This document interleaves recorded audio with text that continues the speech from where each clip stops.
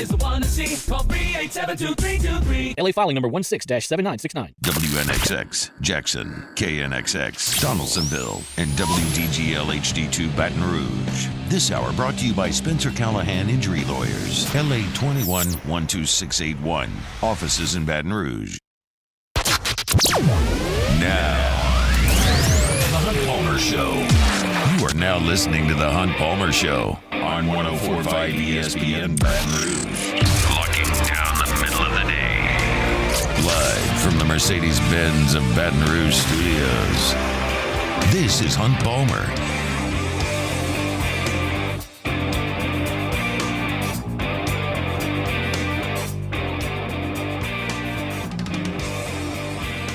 Welcome in.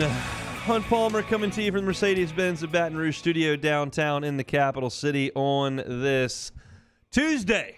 I forgot what day of the week it was. It's a holiday week. We've only got 2 more days left of this show, so it's kind of like Thursday, but it is Tuesday. Means we're brought to you by Plucker's Wing Bar. Got Jordan Kitchens and Cassie Spazzali back there on the ones and twos, and fired up that you're hanging out with us here on 104.5 ESPN Baton Rouge. Our normal Tuesday staples are with us today. Glenn West at 1:30 talking Tigers, Sharif Ishak at 2:30 talking Saints, as well as the Pelicans. Baseball transfer portal is closing up. At the beginning of hour number 2, I'm going to go in to basically reset LSU's roster as it sits today from a baseball perspective, and then kind of look at where things may trend over the next month. But we'll save that for an hour from right now if you're fired up about that kind of thing. I've also got an interesting story that came out. The college athletic budgets for athletic departments and their revenues came in, and I got a list 1 through 25 that we'll go through and kind of look at where LSU sits there in 15 minutes. But I want to start with the college baseball transfer portal. Today is the last day you can go into the transfer portal, and LSU has had one entrant today into the transfer portal, and that is Thatcher Hurd. This got a lot of reaction, and it surprised me, quite frankly. The reaction, not the entry into the transfer portal. Got so many, why? What happened? What's the deal? Where's he going? And a lot of that. And then I got a lot of good riddance. Guy was a mental, and like, there was just a lot of reaction, and I have no reaction to this. This, to me, is a young man who has played 2 years in Baton Rouge, who is draft eligible, who has big-time metrics and big-time talent, not necessarily the production over the course of 2 years in Baton Rouge to back it up, but he's going to be a top 120 pick in this draft, and he's going to sign a professional contract in 3 weeks. If for some reason that doesn't happen, there's some sort of medical issue, or the number that he gets is completely unsatisfactory from the MLB teams, then at this point now he's got an opportunity to look around. He can come back to LSU. His brother's at Tulane. He can kind of decide what he wants to do. This just simply frees him up to do whatever it is he wants to do, and I'm quite confident he and Jay Johnson have had extensive conversations about that. But this is not some guy who's got to get out and desperate to. He's using the last day to go, okay, I'm going to look around. If that situation presents itself, I don't think that it will. He's going to be a pro coming up pretty quickly. He's not the first-round pick that I thought he would be 2 years ago at this time. And he's not really a second-round pick either, but he is close to that, and he'll get a few $100,000, and he'll start his professional career. This is not crisis mode for LSU. This is not too many players entering the transfer portal. This is just a guy bringing all his options to the table. And the one that is very, very, very, very, very likely to present itself is he's picked in the MLB draft and he moves on. Not a story in the slightest. I just was surprised that so many people, and I get it because it's a new world for us, the college athletics fans, because we see things that we have not seen previously. This is not something that happened 5 years ago. It does now. In a different situation, but in the same way, all those A&M guys got in the transfer portal just because there's no penalty for getting in the transfer portal. And those guys have been welcomed back to College Station today. Gavin Grahovic announced he's coming back. Jay Slaviolette announced he's coming back. You're going to get Mike Early's press conference that's going on right now, and they'll just move forward in College Station. This is not a big story, so I'll kind of move on from that. That's all I got on Thatcher Hurd. I want to take time now to go into two fairly recent entries into the transfer portal as guys that have, well, I shouldn't say they have LSU ties. That's too strong. These are two guys that I think fit what LSU's trying to get beautifully. I have no idea if they've been to LSU's campus, if LSU's aggressively pursuing them, if they have massive interest in LSU, if they have no interest in LSU. I don't know that part of this equation. I just know that I've kind of poured over the transfer portal, looked over the big entries that you can see and that Kendall Rogers and the crew have reported, that Doyle has reported, and said, okay, well, what makes sense for LSU as they continue to look? And two names kind of stand out to me right now. And they're Andrew Fisher and Daniel Dickinson. Now, you may know who Andrew Fisher and Daniel Dickinson are. You may have no idea who those two guys are, but I'll lay it out there pretty quickly. Andrew Fisher was Ole Miss's third baseman this past season. Fisher, for the Rebels, played in 55 games. He started 43 of them at third base and 12 at designated hitter. He led their team in slugging and home runs. He hit 20 this year. And was a power left-handed bat at the corner infield spot. That is precisely what LSU is looking for. Jared Jones, power bat on the corner infield. Tommy White, power bat on the corner infield. Possibility both of those guys are not here. You need power bats in the corner infield, and if they hit left-handed, all the better. Andrew Fisher does. Chase Parham, who covers Ole Miss for Rebel Grove, tweeted about Andrew Fisher and said he's quite literally the worst possible transfer portal entry from the Ole Miss roster. He's their best player, in other words. He's the best guy they've got. And he's proven himself in the Southeastern Conference, and he does have an LSU tie. No, it's not where he's from. He's from New Jersey. But he played at Duke for a year, and Josh Jordan coached at Duke and recruited Andrew Fisher, was part of the staff that recruited Andrew Fisher to Duke. So, that's a tie. I don't know what kind of relationship Josh Jordan and Andrew Fisher have. I do know that Josh Jordan is very well liked by the players. That was his role at Duke, to be the lead recruiter and kind of a guy right there in the middle of the program. He's not an expert in teaching the fundamentals of the swing. He's not a pitching coach. He is a program helper. He's a program builder. So it would stand to reason that he and Andrew Fisher would have a good relationship, but that's purely conjecture on my part. I don't know how much they think of each other. But it makes some sense that there would be some contact there. I don't think Josh Jordan had to look up or ask for Andrew Fisher's phone number. He probably already has it. So that's one name that I think makes a ton of sense. If you can add Andrew Fisher as a potential 18, 22 home run guy who can play third base for you, I'm in. Let's see if there's any movement on that front. The other is a smaller school player who hasn't proven himself in the SEC, and that, as I mentioned, is Daniel Dickinson. This guy, I really like the profile. Really, really, really like the profile. I realize he's playing at Utah Valley, and that's not exactly the Southeastern Conference. He's not seeing Hagen Smith and Jack Caglione on a regular basis at Utah Valley. I get it. But the statistics are very, very loud. As a freshman there, he hit 376. Last year, he hit 363. This past season, he hit 18 home runs and stole 32 bases. He's an infielder. He's a spark plug. He's got quick hands. He's got a little pop in his bat. He's an aggressive player. I like everything there is to like about Daniel Dickinson.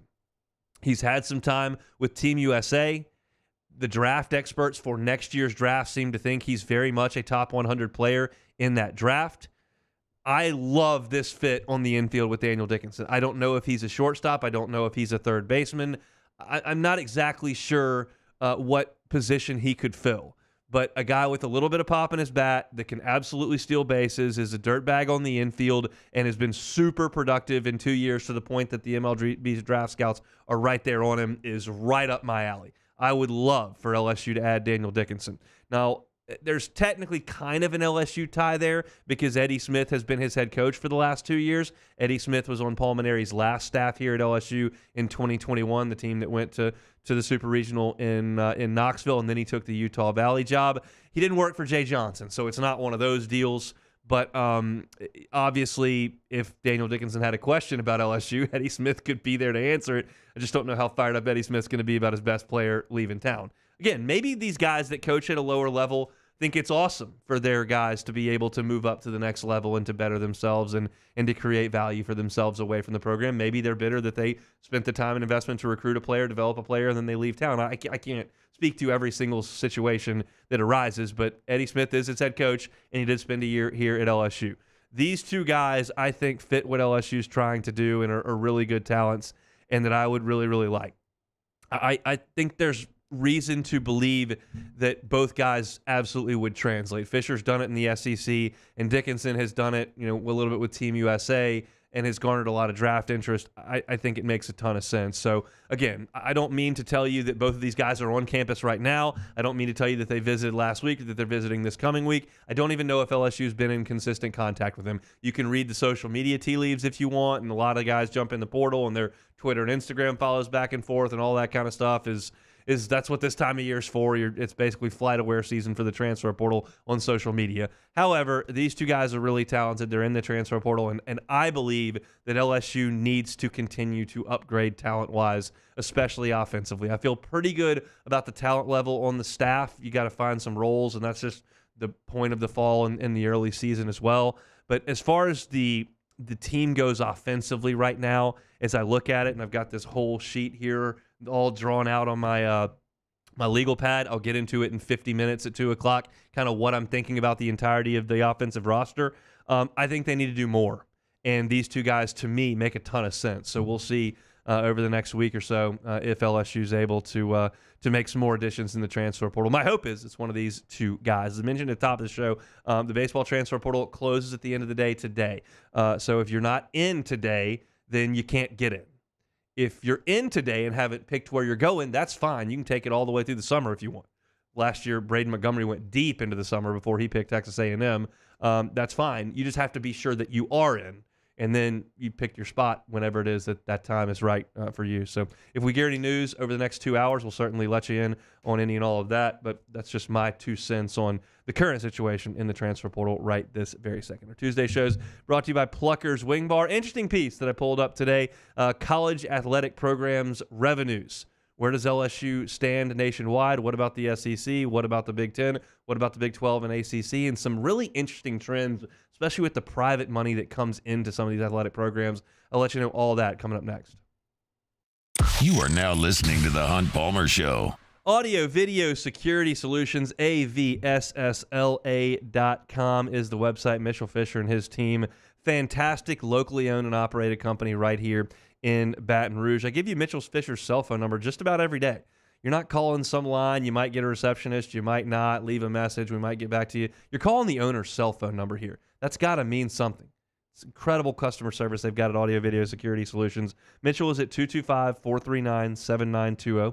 225-439-7920. Golfers, I know it's hot out there. Going out there trying to hit some balls in the driving range or find time to play when it's 98, 102 degrees. Not for everybody. How about working on your game at home with an indoor golf simulator?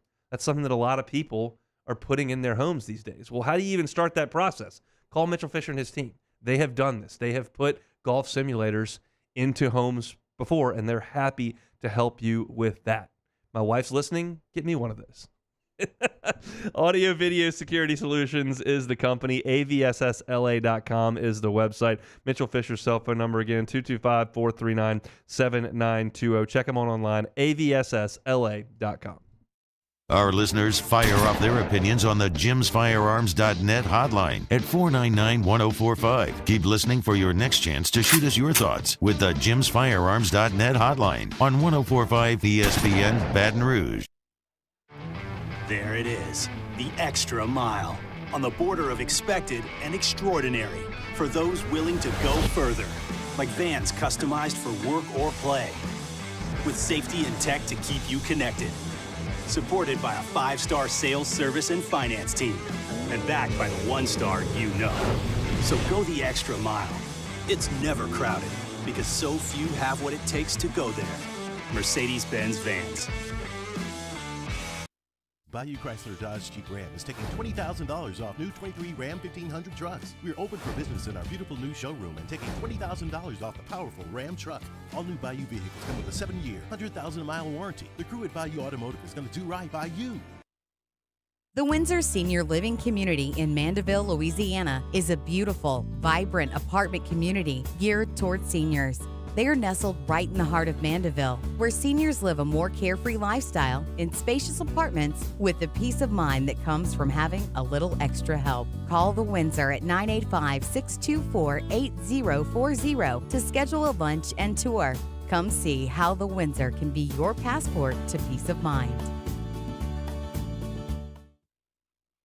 Jerry and Benny Payne began Central Plumbing Company out of their driveway in Tanglewood Subdivision. 50 years later and 4 generations down the road, we continue to serve Baton Rouge and the surrounding areas for all of their plumbing needs. Residential, commercial, industrial, or hospitality, Central Plumbing is here 24/7, 365. We want to thank our customers, family, and friends for 50 years of success. And looking forward to 50 more. Farming is a way of life for us. It's not something we get up in the morning and dread going do. It's just something we go to bed at night looking forward to getting up to go do. John Deere equipment is what we as farmers strive to have. So it's in your blood, it's in your veins. It's just a part of who you are. Green is what we want to be in. The other tractors were acquired to patch it up to get to where you want to be. Where we want to be is in John Deere. Flip the switch and learn more about what it means to be powered by sunshine at sunequip.com. BRAC teamed up to reimagine your parks, and you imagined big. With your help, we went to work, creating 12 beautiful community parks across the parish. A family-sized water park, miles and miles of trails, and parks just for your dogs. There are more places to splash, to explore, to run wild, and even soar. You imagined, we delivered. Gold. BRAC, your #1 park system in the nation.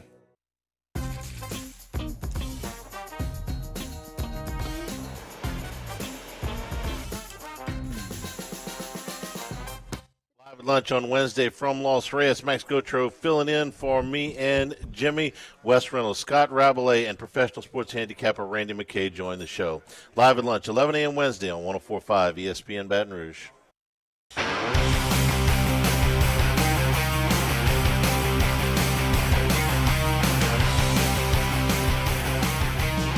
You are listening to The Hunt Palmer Show, brought to you by Plucker's Wing Bar.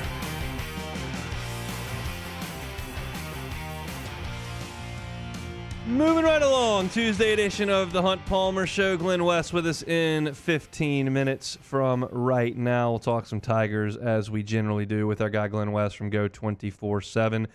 Saw a piece up, it was on 24/7, shared from CBS Sports, about the top 25 highest grossing college athletic programs entering the 2024 season.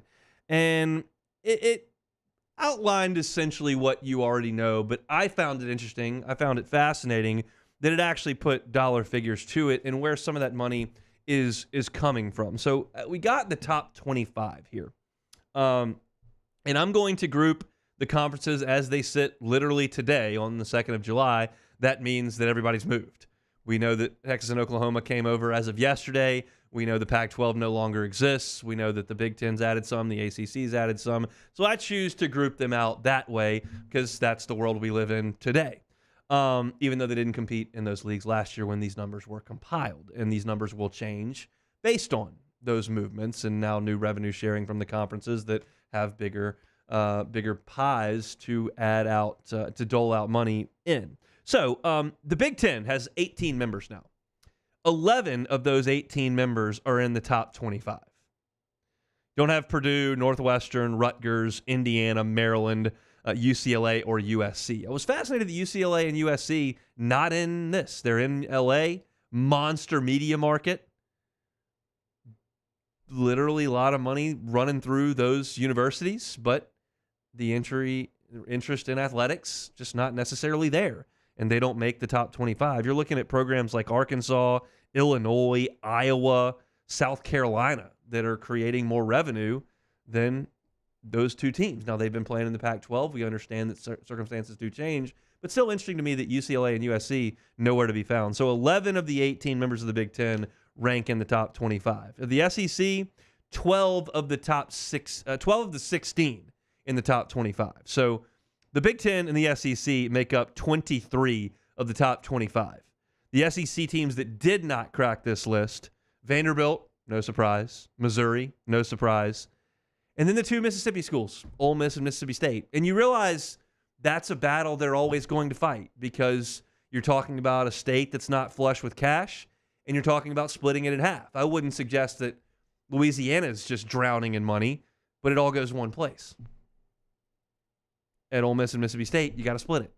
So those two teams don't make the top 25, nor does Vandy and Missouri, but the other 12 institutions do crack the top 25. Florida State and Clemson are the only two ACC teams to make it in, and nobody from what is left of the Big 12 makes it into the top 25. So I thought that was interesting, big picture. Now, some of the things that caught my eye, let's start with LSU because y'all know me by now and you understand that the way I operate is, well, how does this affect LSU? What's LSU standing in this?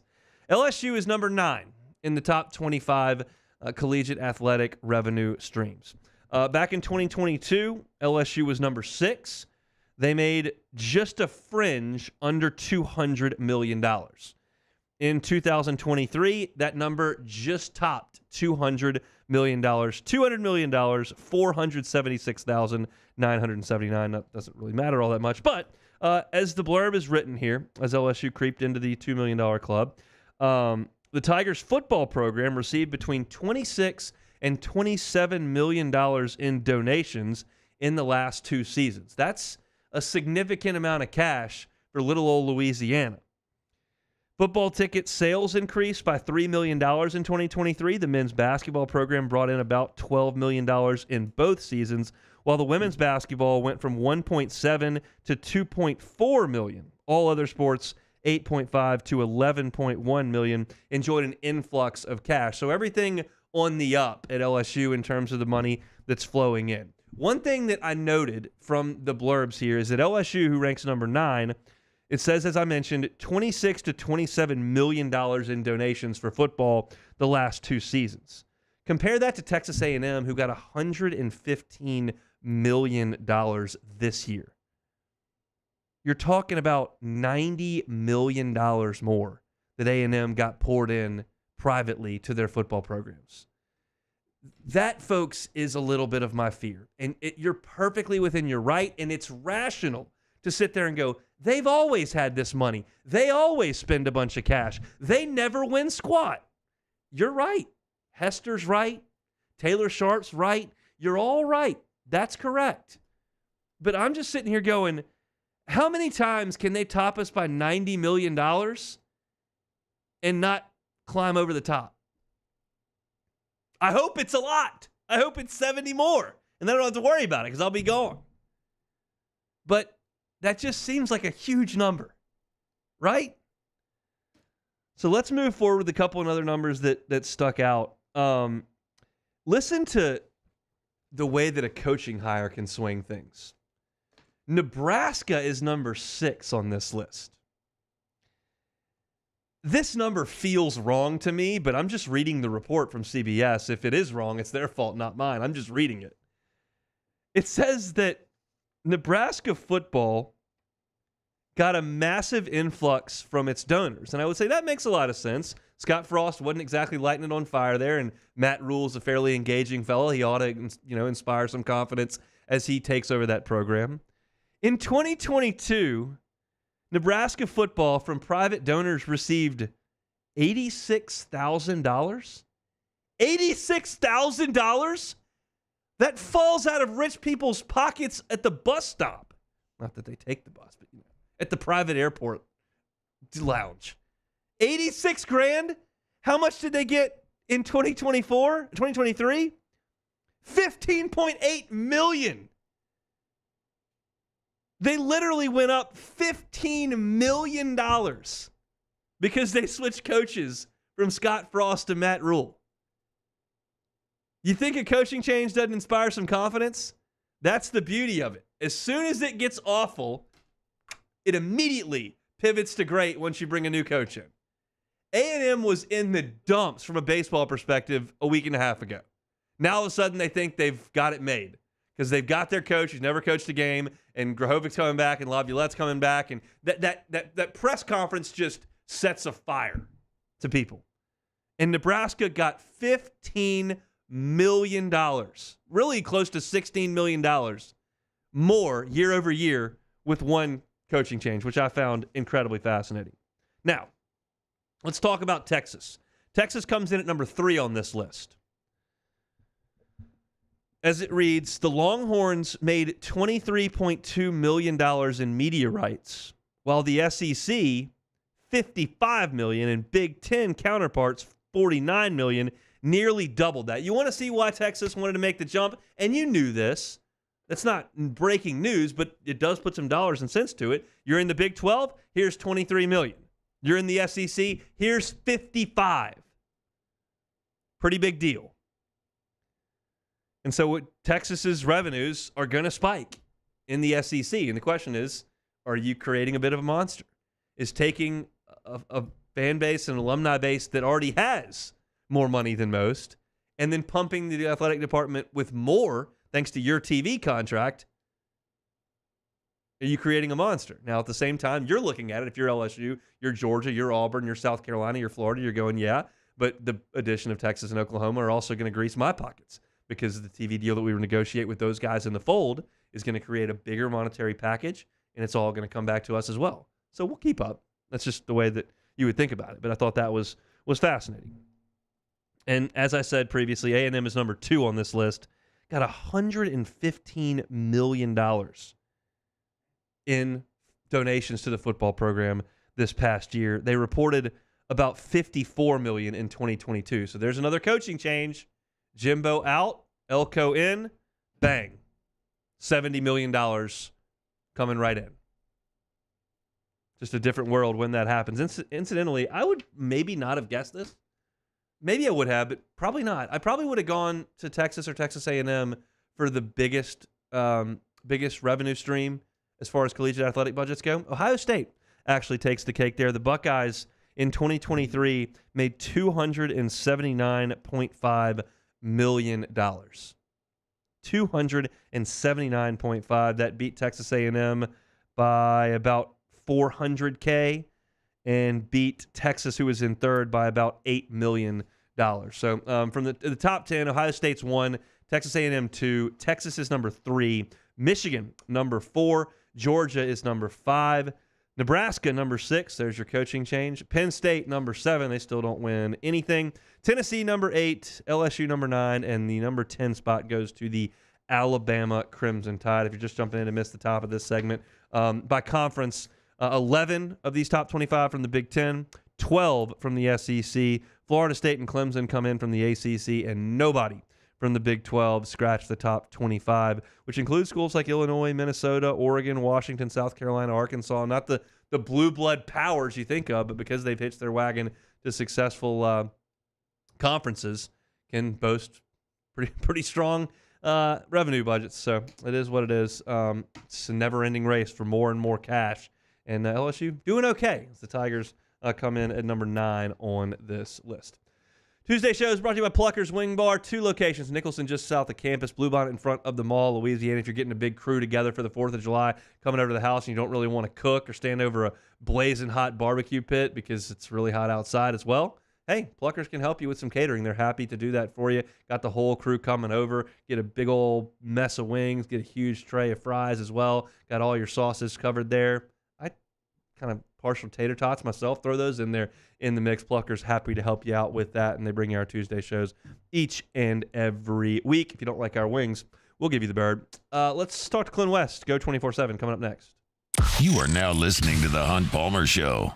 Visit LeBear's Baton Rouge Casino this summer for exciting live sports action. We got the biggest screens around, and ESPN Bet is live in Louisiana. Plus, Pin Play Rewards members can win up to $500 in pin cash every single week.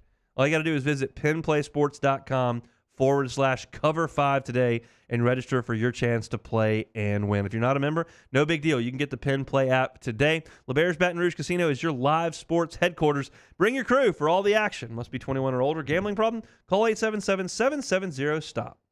In times of need, get a full list of phone numbers, websites, and other important emergency information on the Demco Stormwatch page at 1045ESPN.com.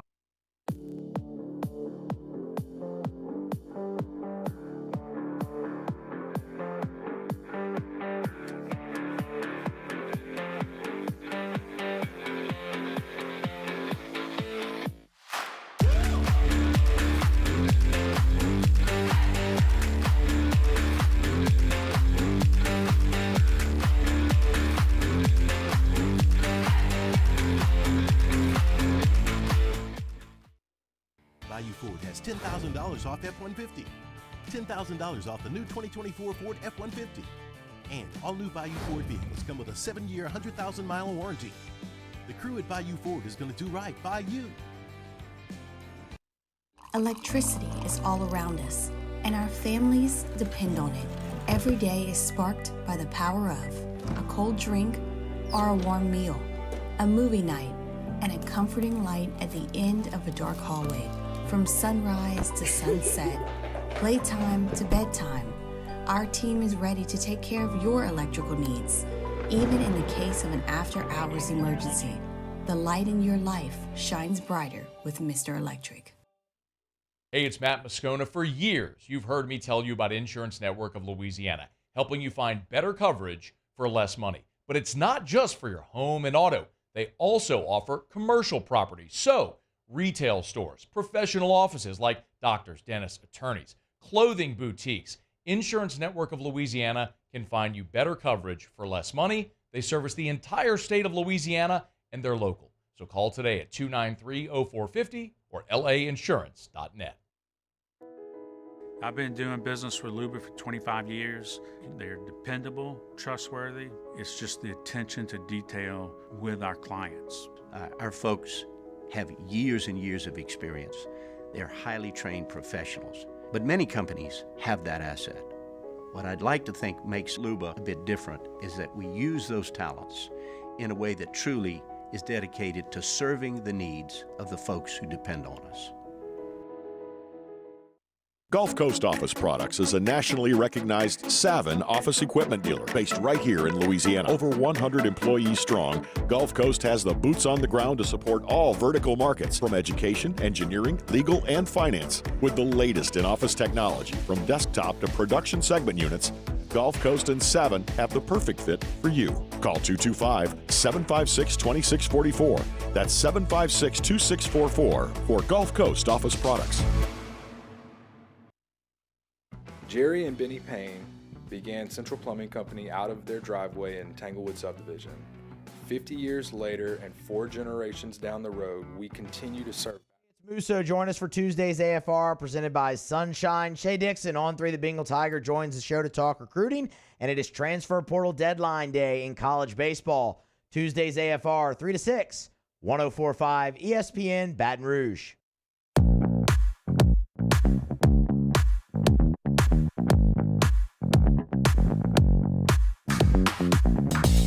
You're listening to The Hunt Palmer Show, brought to you by Plucker's Wing Bar. I was scrolling through social media there during the break, and I stumbled upon a Joe Burrow clip on Instagram where he was comparing Ohio to Louisiana, and he said that Louisiana had better food, which I got, and then he said that Ohio had better scenery. He said that it had some rolling hills, a little bit prettier than the swamps in Louisiana, and I didn't have any quibbles with that. And then they asked about nightlife, and he said Ohio. Huh? Has he been to New Orleans? Has he seen Mardi Gras? I mean, I realized the guy was studying a lot of film down here, but like, are we suggesting that Cleveland throws better parties than New Orleans? I got a little bit of beef with that, Joe. I mean, it's hard for me to come up and say that because we like Joe around here, but Ohio has better nightlife than Louisiana? I got a small quibble with that. Let's go to Jim's Firearms Hotline. Glenn West, go 24/7 with us each and every Tuesday. Glenn, have you ever partied in Cleveland? I have not partied in Cleveland. I've partied in Baton Rouge and New Orleans, though, and I can tell you it's a little different. So I'm not sure I agree with Mr. Burrow there either. I think that Joe's one of the last people that I'm going to ask about nightlife, quite frankly. The guy does a lot of film work and he plays a lot of video games, and I just don't know that he's the guy I'm going to. Well, he infamously said several times while he was here that he was not about partying down here. He was all business. He approached this thing like a business in his 2 years in Baton Rouge. So not sure how much partying he got to do outside of winning a national championship and heading over to Lucy's after. He inspired a lot of partying. He created a lot of partying. Sure. We'll say that. He was the genesis of a lot of partying. So we'll salute him for that. I think you were at Manning Passing Academy, weren't you? Yes, I was. I was there on Friday. Give me some takes. Yeah, so I had a chance to sit down and we got to talk with Garrett Nussmeier for about 15, 20 minutes. Was actually out there for the morning session, just kind of walking around, patrolling the grounds, and walked by and just kind of glanced over and saw Bill Belichick was out there, and he had a little camera crew following him around. So I guess they might be doing something with the Mannings a little bit later this year. But that was a little interesting kind of person that I didn't expect to see. But we had a chance to just talk with a couple of these quarterbacks. I mean, I had a chance to sit down with Nuss there for about 15, 20 minutes, just kind of pick his brain about what the focus has been this off season and certainly in the summer months. And just as in typical Nussmeier fashion, you'd expect. He's got his head on straight. He's approaching this thing like I think you would hope and expect him to. It sounds like they're doing some player-led practices 2 times a week. He's pulling some guys aside to do extra throwing sessions during the summer, and sounds like they've been really getting in some good work as far as the receivers and him go. They had about 5 or 6 receivers drive down to the Manning Passing Academy on that Friday to get some work in with Nussmeier as well. So, sounds like these guys are bought in and they're ready to kind of get going with their off season and really seem ready to kind of get the fall rolling here as they kind of move through the summer. Well, let me ask you about something that nobody really cares about that's listening, but I do as someone who hosts a 2-hour radio show every day. Is Garrett, there's 2 ways you can go with a guy that's been around the media his entire life, that's dad's dealt with the media his entire life, that whole deal. He can either be a cliche machine that never says the wrong thing, or he can be very comfortable because he's used to it and give you some good content. Where does he fall on that spectrum? Yeah, I would definitely say he's more in the cliche. Let's just put it this way: he's very coached up. He knows what to say. He knows what not to say. We've asked him a couple times this offseason. We've heard about just kind of the ways this offense could look a little bit different with him under center. He hasn't really given us much. He's not tipped his hand much in terms of how that will look. But he also was one that one of the reporters asked him. Actually, it was kind of funny. Are you going to come out here and proclaim that LSU is going to average 60 points a game? Because last time we had an offense like this and Joe Burrow was behind center, he was the one that was out here proclaiming the 60-point per game averages at the Manning Passing Academy, and Nussmeier very quickly shot that down. That's not really his style, he said. So he says that they think they're going to be pretty good, but he'll let the playing do the talking for him. Are they going to be a top 10 offense in college football? I wouldn't put it past them. I mean, they have so much experience, and obviously I think the continuity aspect of things. Having Sloan back, having Hankton and Nussmeier, and a lot of these weapons that have been in the system for a couple of years. Look, are they going to be the dynamic number 1 offense that they were last year with Jaden Daniels? I wouldn't go that far, but I think this is going to be among the best in the SEC. I mean, Nussmeier has been in the system now for a few years. He knows exactly what they're about and kind of the philosophy and how they want to orchestrate this thing. And I think the relationship with him and Sloan, especially with Sloan now being an offensive coordinator, those two being really hands-on and kind of scripting this offense with Hankton's help as well. I think they can come up with some really cool stuff. And I think look, the offensive line has been very much heralded this offseason. I think you're going to see LSU lean into that group a lot more, which could really open things up from a running perspective. So I think you'll see more balance in this offense. That might be the best way to describe it. But I also think that they can be among the elite of the elite in the SEC and certainly in the country.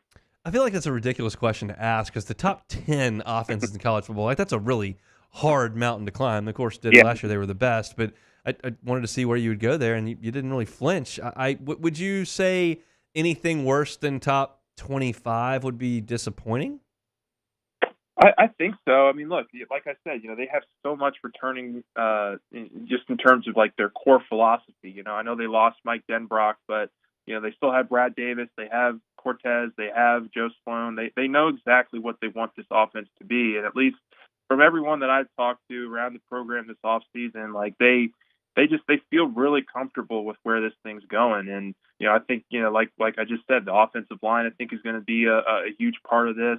I would love to see kind of which receivers step up. I think they have a bunch that they could go to. And I think how this is going to be a little bit different from a passing perspective. I think you're going to see, 5-6 guys really kind of get, their hands on the ball throughout the course of the game pretty consistently. So, I do think this is going to be more of a spread out offense, and that plays right into what Nussmeier wants to do. He wants to air it out. He wants to throw the ball, and I think they're going to be able to mix in, Caleb Jackson, Josh Williams, and those running backs in there as well. So, I think, top 10 is probably the ceiling. Top 25 is probably a good floor for this group, but somewhere kind of in that mix, I think is a really, really good sound offense in there somewhere. And I think LSU will be able to kind of figure that out.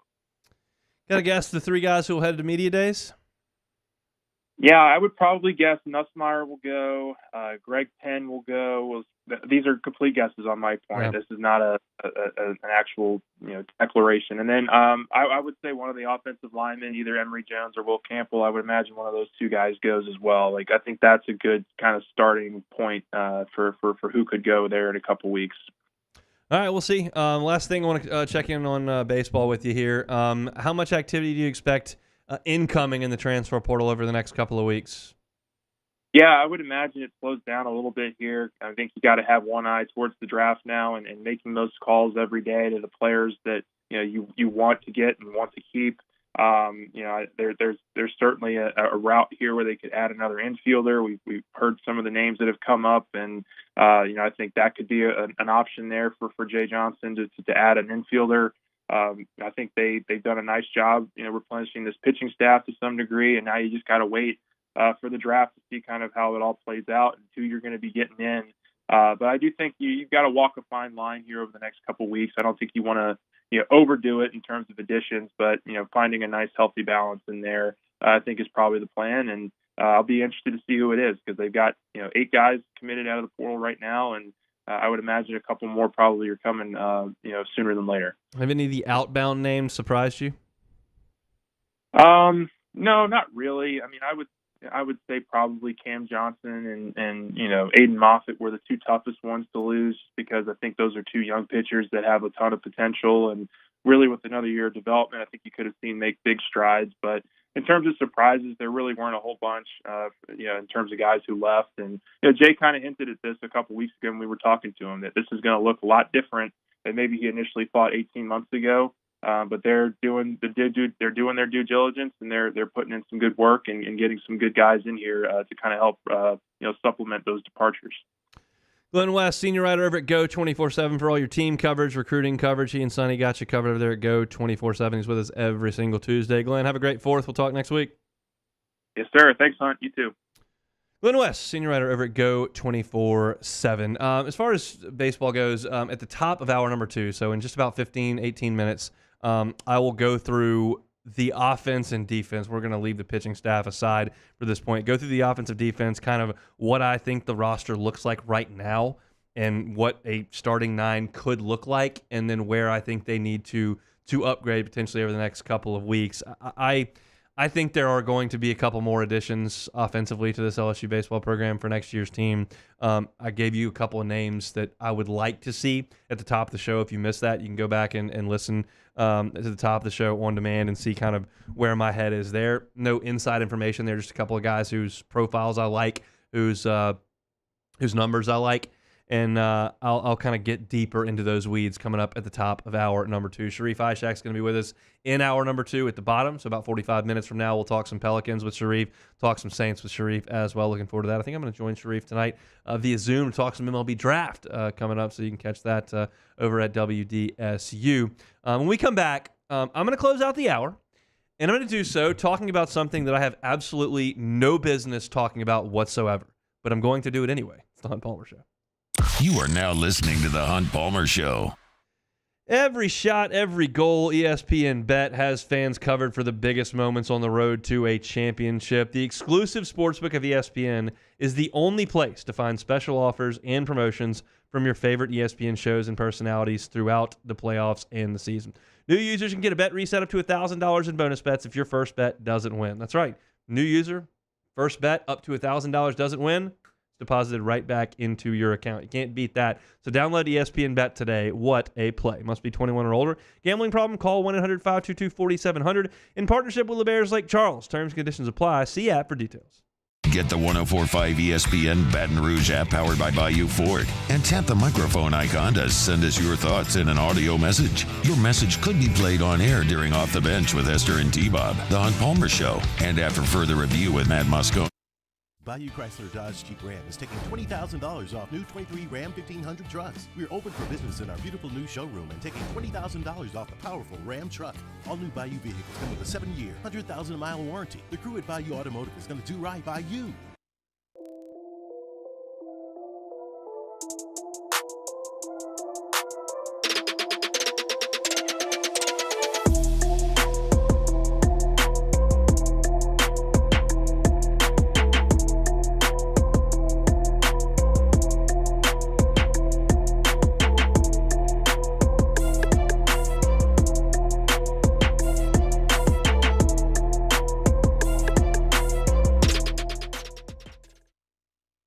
Farming is a way of life for us. It's not something we get up in the morning and dread going do. It's just something we go to bed at night looking forward to getting up to go do. John Deere equipment is what we as farmers strive to have. It's in your blood, it's in your veins. It's just a part of who you are. Green is what we want to be in. The other tractors were acquired to patch it up to get to where you want to be. Where we want to be is in John Deere. Flip the switch and learn more about what it means to be powered by sunshine at sunequip.com. Breck teamed up to reimagine your parks, and you imagined big. With your help, we went to work, creating 12 beautiful community parks across the parish. A family-sized water park, miles and miles of trails, and parks just for your dogs. There are more places to splash, to explore, to run wild, and even soar. You imagined, we delivered. Gold. Breck, your #1 park system in the nation. Electricity is all around us, and our families depend on it. Every day is sparked by the power of a cold drink or a warm meal, a movie night, and a comforting light at the end of a dark hallway. From sunrise to sunset, playtime to bedtime, our team is ready to take care of your electrical needs. Even in the case of an after-hours emergency, the light in your life shines brighter with Mr. Electric. Hey, it's Matt Moscona. For years, you've heard me tell you about Insurance Network of Louisiana, helping you find better coverage for less money. But it's not just for your home and auto. They also offer commercial property. So, retail stores, professional offices like doctors, dentists, attorneys, clothing boutiques. Insurance Network of Louisiana can find you better coverage for less money. They service the entire state of Louisiana, and they're local. So call today at 293-0450 or lainsurance.net. At Relief Windows, we're more than windows. We're windows, doors, hardy plank, and vinyl siding. But our #1 product is always customer satisfaction. Visit us online. Live at lunch on Wednesday from Los Reyes, Max Gotro filling in for me and Jimmy. Wes Reynolds, Scott Rabelais, and professional sports handicapper Randy McKay join the show. Live at lunch, 11 a.m. Wednesday on 104.5 ESPN Baton Rouge.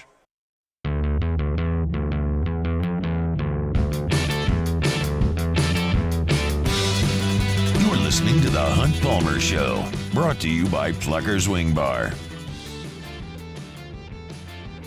Shout out to the folks at Pluckers. I'll be there tonight, 8:30, sports trivia. Come on out.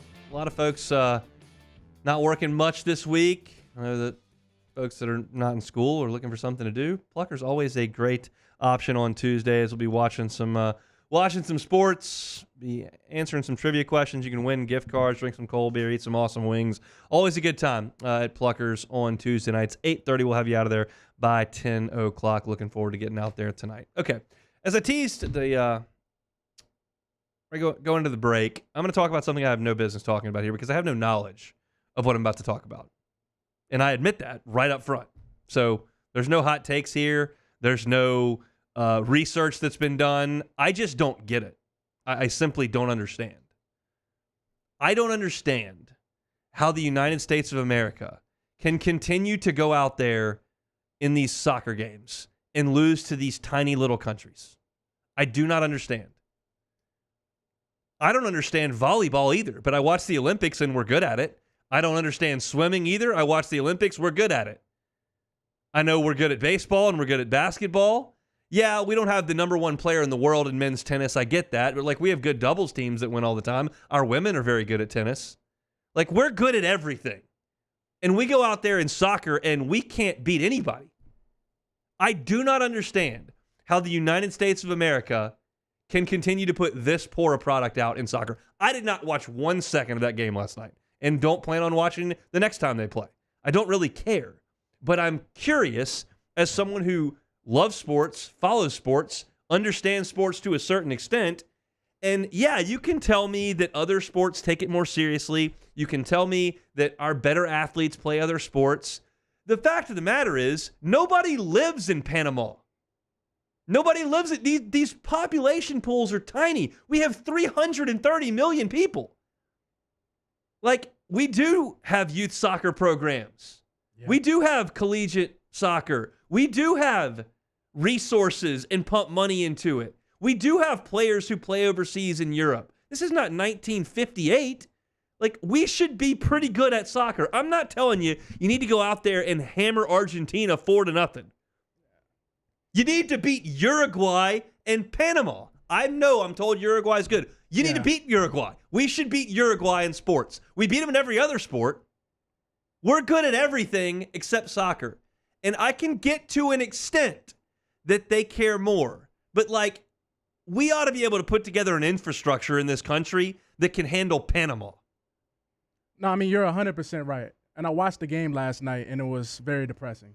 I watched from start to finish. Very depressing because we kind of got – it was an iffy call with the offsides at the end. I gave Uruguay. I saw that all over Twitter. Everybody was going nuts. It was iffy. The camera angle was bad to begin the game, and then there's an offside that should have been called. I don't care. Yeah. I don't care if it's offsides or not. You didn't score one goal. But that's facts. Against freaking Uruguay. Yes, we should have. We had multiple opportunities to score. It's just we couldn't put it together to get over the hump. And once Uruguay scored, you literally felt like the air just leave the building. The team looked defeated. If you go back and watch the replay, you can see none of our players is face down in the pitch. There's not 20-some minutes left to still play. And y'all, they basically acted like the game was already over. That's the vibe I got. It just does not make sense to me that we can't come up with 18 guys who are really good at soccer. And it's crazy. They're really good, though. We have a really good team, but I don't know why it doesn't mesh. They don't beat anybody. Yeah, it doesn't mesh. But it's a really good team. And I'm hearing about this golden generation, and we got to fire the coach. Surely we can. It's not as far as coaching goes. And again, I'm fully aware I have no idea what goes on a soccer game. No idea at all. And I'm not really in a hurry to learn. But I'm pretty confident, without even watching a minute, that it's not the football comparison to where we're running the Veer and somebody else is running Chip Kelly's Oregon up. We're not far behind the world of soccer. I don't understand why we can't. That doesn't make any sense to me. I will watch the Olympics coming up next month or this month or whenever they are, and we'll be great at everything. Our rowing team will be good. Yeah. We'll have good wrestlers. Our track team will be great. We'll have somebody that medals in archery, I'm sure. We're good at everything, and we can't compete with the rest of the world in soccer. That does not make any sense to me. Yeah, we're not going to compete in the Olympics either. No, and the World Cup is what they're all gearing towards. And look, I gave Beck a hard time last week. He went to the soccer game, and I gave him a hard time, like I said. But I truly want the U.S. to win in soccer because there's so many people around and so many people that I felt it. Clearly, a ton of people do care. Yeah. And I would like that to be good. I take a lot of pride in the United States kicking everybody's ass in the Olympics. That's fantastic. It doesn't compute to me. We're like Texas A&M athletics, but even worse. At least A&M kind of shows up sometime in soccer. When was the last time U.S. soccer was right in the thick of something really important? It might be A&M. Notre Dame might be a little too much, but we're Notre good. Dame's got a bunch of natties and Heismans. You're right. It's we're good, but we can't get over the hump. So A&M, I guess. Yeah. U.S. soccer is the Texas A&M of soccer. Basically. That's disappointing. Yes. Just without less hand motions and awkward cheers.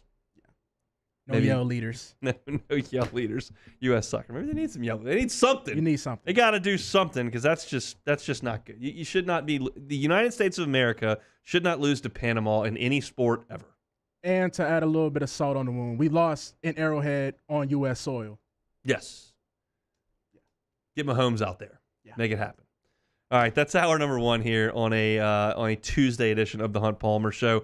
Opened up the show talking about the baseball transfer portal closing up. My thoughts on Thatcher Hurd, as well as two guys that are in the portal currently. I would like LSU to pursue. Maybe they're already pursuing. Maybe they're not going to pursue. I would like LSU to pursue Andrew Fisher and Daniel Dickinson. I gave my reasons why at the top of the show. Got the top 25 in collegiate athletic revenue, and LSU comes in the top 10 on that list.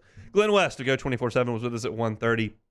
Then me talking soccer, what you all wanted to hear at the end of the hour. If you missed any of it, catch it on demand, 1045ESPN.com's on demand tab, Apple Podcasts, Spotify, Google, wherever you find your sound, or on YouTube. When we come back after this timeout for SportsCenter, I'm going to go through LSU's baseball roster as is constituted today and tell you what needs to happen over the next month. See you after SportsCenter. It's a Tuesday edition of the Hunt Palmer Show. You are now listening to the Hunt Palmer Show. There it is, the extra mile. On the border of expected and extraordinary for those willing to go further, like vans customized for work or play, with safety and tech to keep you connected. Supported by a 5-star sales, service, and finance team, and backed by the 1-star you know. So go the extra mile. It's never crowded because so few have what it takes to go there. Mercedes-Benz Vans. Farming is a way of life for us. It's not something we get up in the morning and dread going do. It's just something we go to bed at night looking forward to getting up to go do. John Deere equipment is what we as farmers strive to have. So it's in your blood, it's in your veins. It's just a part of who you are. Green is what we want to be in. The other tractors were acquired to patch it up to get to where you want to be. Where we want to be is in John Deere. Flip the switch and learn more about what it means to be powered by sunshine at sunequip.com.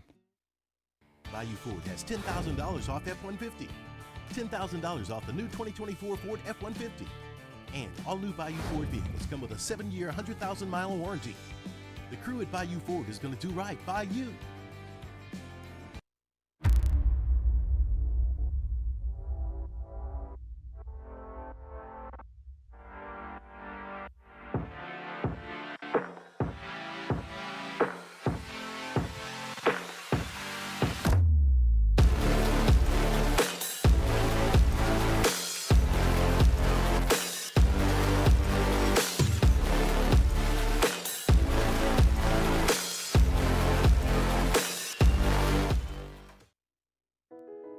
I've been doing business with Luba for 25 years. They're dependable, trustworthy. It's just the attention to detail with our clients. Our folks have years and years of experience. They're highly trained professionals. But many companies have that asset. What I'd like to think makes Luba a bit different is that we use those talents in a way that truly is dedicated to serving the needs of the folks who depend on us.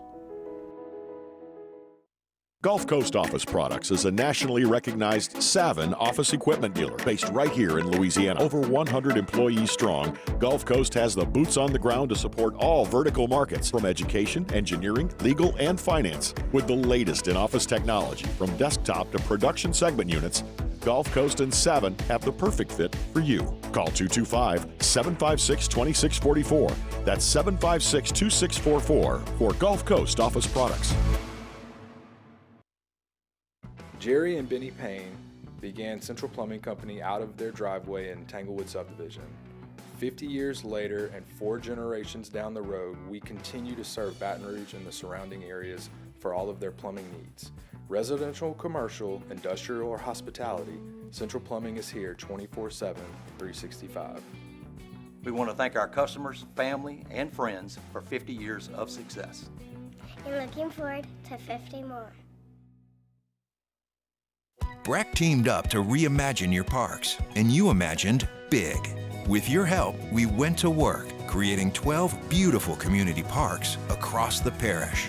A family-sized water park, miles and miles of trails, and parks just for your dogs. There are more places to splash, to explore, to run wild, and even soar. You imagined, we delivered gold. Breck, your #1 park system in the nation. Gulf Coast Bank and Trust is giving our customers the power to bank anywhere, anytime during this challenging event. And we're right there with you. Our mobile banking app is a smart way to manage your money and time. Gulf Coast Bank and Trust, the bank that cares about you.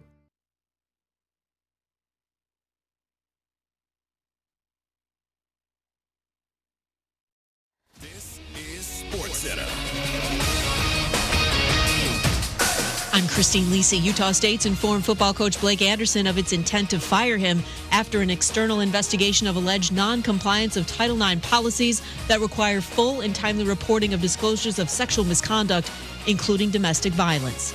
Latest NBA player to agree to a max extension, Donovan Mitchell. He and the Cavaliers agreed to a 3-year, $150 million deal. Reports ESPN's Adrian Wojnarowski has a player option for the 2027-2028 season. Part of Mitchell's reasoning for agreeing to the extension, his confidence in the organization to keep building the Cavs into a championship contender, points out ESPN's Shanae Agwumake. It's so hard for players of Donovan Mitchell's caliber to choose a market like Cleveland, and the fact that he did that speaks volumes about the direction of this team. They have great defense. They have really good pieces. They have a new coach, and I do think that Donovan saw all of those things and said, hey, maybe the best place for me is right here. Contract gives Mitchell a chance to reach the league's 10-year service criteria, allowing him to seek a 5-year extension worth over $380 million in 2027. Here's one stat that's super simple to remember. Discover automatically doubles the cash back on your credit card at the end of your first year with Cash Back Match. With Discover, you could turn $150 cash back to $300. See terms at discover.com/credit card. Ladies and gentlemen, may I direct your attention to something quite extraordinary? Now, the Hunt Palmer Show.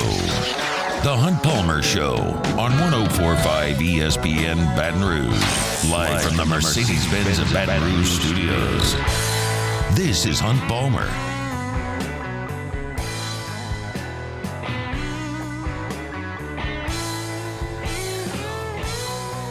Hour number 2, Tuesday edition of the Hunt Palmer Show. Feels like we're kind of working towards the weekend here. I mean, we got one more day to go. We're taking Thursday off. We're taking Friday off. I hope you are as well. Happy 4th week to everyone out there. Hope it is a happy, fun, and safe one for you. We got 1 hour left to go today. Sharif Ishak at the bottom of the hour, coming up at 2:30. I wanted to take this time at the top of hour number 2 to kind of reset where LSU is from an offensive perspective in its baseball program right now. The transfer portal close is coming. I don't expect any more defections from LSU as far as the guys that are still currently on the roster. So I'm going to take this in 4 little sections. It's the guys who are back from last year's team. It is guys who they've already gotten pledges from in the transfer portal. It is junior college players that they have signed, and then freshmen that are going to be coming from the high school ranks that they have signed. So that's 4 different sections. And we'll start on the infield with the guys who theoretically could be back. Stephen Milam is certainly one of those. Jared Jones is one of those, although I don't expect that. And Michael Braswell is one of those who could go either way. The other is Ryan Kucherack. That's 4 guys that are back from last year's team that theoretically, I guess, could make up an entire infield, but I don't anticipate that to be the case. Jones is the linchpin to this whole thing. I can't overstate the fact that having a first baseman who you could plug in and almost guarantee 25 home runs from, that's just huge. It's not irreplaceable, but it's very comforting to have that. And right now, it's not necessarily there. It's potential, and we'll find out in a couple of weeks when the draft comes and goes.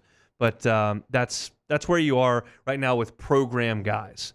In the transfer portal, you've already gotten Luis Hernandez and Eddie Yamin committed. Luis Hernandez from Indiana State, 20 home run power. Eddie Yamin comes from Dayton. He's a really good athlete. Showed some pop in his bat, really good frame. So those are two guys who are doing it at a lower level, who have projectable frames, and the numbers back it up for Hernandez. But they're guys that you brought in that could potentially be corner infield pieces in this next edition of LSU's team. From the junior college options, you've got Tanner Reeves, who is a left-handed hitter. Played a couple years at junior college, pretty good bat. I'm not sure exactly how good a defender he is, but it's not a shortstop profile. It's more of a third base, second base profile. And then Blaze Priester, who is a catcher that's pretty toolsy, and I think that the staff thinks very highly of. We'll see what happens in the draft with him. But those two guys from junior college. And then you've got some freshmen in this class. Michael Ryan from Rummel, who's going to be a draft risk as a shortstop in high school. David Hogue, and Cade Arambidi, the catcher from Texas. And Cale Fountain, the big power-hitting third baseman from the state of Nebraska. That's 12 guys in total that are either on the team or signed to the team on the infield. Milam, Jones, Braswell, Kucherak, Hernandez and Yamin from the transfer portal, Tanner Reeves and Blaze Priester from JUCO, and then Michael Ryan, David Hogg, Cade Arambidi, and Cale Fountain from the freshman ranks. So if I look at the infield right now and tried to come up with an opening day lineup, and for the sake of this exercise, I'm going to pull Jared Jones out because you already know what he is if he does come back. So let's just, for the sake of the discussion, pull Jared Jones out of first base. This is a guess on my part, a guess on what the starting infield could look like. Luis Hernandez playing first base, the transfer from Indiana State. Stephen Milam at second. Michael Braswell at short. Could go either way. And then Tanner Reeves at third. That's a guess. Could Eddie Yamin factor in there? Absolutely. Could Cale Fountain factor in there? Absolutely. Could Michael Ryan factor in there? Absolutely. Could Ryan Kucherak factor in there? Absolutely. Could Michael Braswell move off? Maybe. But right now, Hernandez, Milam, Braswell, and Reeves is kind of what it looks like. That is a bit underwhelming to me. And I believe there needs to be an upgrade at third base there. Maybe Reeves is a star, but I would like to see a little more proven pop at third base, and that's why I mentioned Andrew Fisher in the first segment of the show today. 20 home runs at Ole Miss, led the team in slugging, led the team in OPS, was a really good left-handed hitter for them. If you were able to add him to this equation, that changes things a little bit. And then we'll go to the outfield for guys that are currently on this team. Jake Brown, Ashton Larson, Josh Pearson, Ethan Fry, and I believe Mick Paul is still around. I don't see that he entered the transfer portal. He hasn't played very much. I don't know that he factors in as a starting player, but I didn't want to just leave him out, so I've got him in there. You look at that, you've got Chris Stanfield coming into the portal from Auburn. You've got Trevor Schmidt, who could be an infielder, could be an outfielder from the junior college ranks, as well as Daniel Harden from the junior college ranks. And then from the signing class as freshman, John Pearson, Josh's younger brother, Derek Curiel, and Ryan Costello in this class. So if I look at the outfield, what do I think that might look like if they had to play a game today with that group? I think it's probably Josh Pearson in left, Chris Stanfield in center, and Ashton Larson in right. That's a little bit underwhelming for me. I did leave Jake Brown out there. I did leave Ethan Fry out there. Yes, I think those guys could factor in. Maybe Eddie Yamin can fill into that spot in the outfield as well. He's a good athlete, and he may have some projectability in his bat. We'll see. But I'm leaving out the really high-end guys. Notice I didn't put Connor Griffin in this group. I'm not doing that kind of exercise here. I'm just doing this in reality. And so if I look at this diamond 1 to 7, honestly, because I don't have a DH and I don't have a pitcher. So 1 to 7, all the positions. You're talking about Blaze Priester at catcher, Luis Hernandez at first, Stephen Milam at short, Stephen Milam at second, Michael Braswell at short, Tanner Reeves at third, Josh Pearson, Chris Stanfield, and Ashton Larson in the outfield. I if I was betting on guys to hit 15 home runs next year from that group, I would bet on maybe Luis Hernandez, and that's probably it. Now, absolutely Tanner Schmidt could do it. Absolutely Josh Pearson could do it. Absolutely Ashton Larson could do it. Absolutely Stephen Milam could do it. I don't think Braswell could. Priester potentially. But there's just not quite enough star power in that group. When you're juxtaposing that with Texas A&M, who's got Gavin Grahovic and Jay Laviolette at this point, Hayden Schott is potentially coming back for them, and you start to look at some of the guys they've got in their lineup, like their talent level is significantly better than you. I don't know that I would look at any of those guys as potential top 2-round picks. Maybe Milam grows into that if he really shows some pop in his bat and hits 380. But there is, and I don't mean to compare everybody to Dylan Cruz. That's a fool's errand at this point. But like even the productivity like Braden Jobert and Gavin Dugas gave you, the productivity that Cade Beloso gave you, not to mention like Jared Jones or Tommy White, like I just don't know that I see that from this group. And at times you need to have a whole is better than the sum of its part type situation. But to me, LSU needs to upgrade. And I think that those potentials come on the left side of the infield and in the corners on the outfield. If you can add 2 more bats to this, 2 more bats, all of a sudden I start to feel better. And I'm honestly here looking at more proven stuff. Every single year, there are freshmen in the Southeastern Conference that blossom into stars. Every year that happens. Gavin Grahovic did it this year. 2 years ago, if you looked at Florida, Cade Curlin was sensational at second base. You've got somebody like Dylan Cruz or Jacob Gonzalez, what he was at Ole Miss. Like, there are great freshmen every single year in the SEC, and maybe Cale Fountain is that guy next year. That's possible. Maybe Cade Arambidi is just a star. I don't think he's ready to do that offensively. Maybe John Pearson hits 18 home runs as a freshman next year. He's a big, strong kid. But I'm not really living in that world. I'm living in like kind of what have you done? And that's not fair to the high school guys. But I'm looking at Josh Pearson, and I expect him to kind of be what Josh Pearson's been. 250, 11, 12 homers. That's it. I'm looking at Chris Stanfield to kind of be what he's been for 2 years. Now, his projectability when he came into Auburn was really high. He's a great athlete, and maybe he blossoms into a star.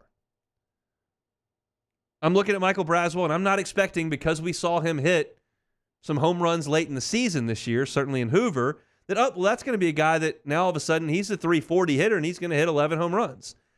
That's not who he's been for 3 years. So I'm trying to kind of live in maybe it's pessimistic if that's the way you want to phrase it, but I'm trying to live in reality without projecting something that I have not seen. And I think there's a lot of good players on the roster. I think Ashton Larson's a good player. He's been really good in the Cape so far, and maybe he blossoms into a star. I think Jake Brown's got a lot of potential. I love what Stephen Milam is and the projectability that Stanfield's got. And maybe Trevor Schmidt translates that JUCO power right in from the left side, and all of a sudden he hits 21 home runs. But right now I'm just not there, and that's why I'd like to add an Andrew Fisher. I'd be all for adding Caden Kent from Texas A&M, who, while he hasn't been massively productive on the whole, was a highly thought of recruit. When he got opportunities this year, and he wasn't in the doghouse, did produce. He drove 13 runs in the NCAA tournament, and I think there's real upside there. I would love to add Daniel Dickinson from Utah Valley. I think there's some real second-round projectability there with a player from a lower level. I guess when I go through this whole thing, I'm just not satisfied with where they are. I don't think it's a disaster. I don't think the program's in trouble by any stretch. Quite the opposite. I'm just a little bit uncomfortable with the current group. Now, I would completely do a 180, a complete 180, if Jared Jones played first base and Daniel Dickinson and Caden Kent signed on, and all of a sudden 1/3 of the lineup, 3 pieces, changed. I would be going, oh, they've got real depth here. You've got some lottery tickets and some guys that have great size and Yamin and Fry and maybe Brown Blossoms. But I know that Jones is going to hit 25. I feel great about Caden Kent. I think Dickinson's a great ad. Milam progresses and Larson progresses like we saw him last year, and they're just a tick better than they were last year. Now all of a sudden I'm going, okay, I think I feel good about where things sit. It's that quick. And it's very fixable. In this age of the transfer portal, like, that can change very quickly.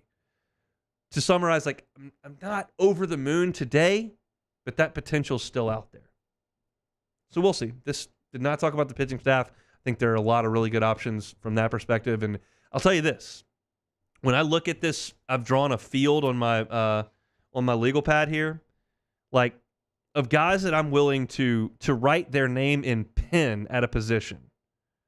I think there's only one. I think Steven Milam is going to start at second base. He could be the shortstop. He could play third. I think he's the second baseman. I'm not comfortable writing anybody else's name down in pen to that degree. I think Larson plays. I think Stanfield plays. I think if he comes back, Braswell's got a good chance to play. I think Hernandez is in the lineup. But, like, DH, left field, right field, center field, what side of the... Like, there's only one guy. So that makes the fall wildly fascinating to me. I think the fall is going to be really, really interesting with this baseball program, and I don't think you're going to get a bunch of answers in the fall, just more information. That's the era we're in college baseball. It's not program building, it's team building, and Jay continues to work on this current iteration of the LSU baseball team. If any news happens here, we'll certainly pass that on along to you. All right, Sharif Ishaq in 15 minutes talking Saints. When we come back, the SEC Network just announced LSU's takeover that starts tonight. If you want to know what you might be able to record or watch tomorrow from the year that was in LSU athletics, I'll let you know, and kind of what I'm looking forward to. It is the Hunt Palmer Show. You are now listening to the Hunt Palmer Show. Got a text from a buddy today. Said, what's the number to Boudreaux's Electric? I hear you talking about him every day. I said, I got it right here, 985-397-1562.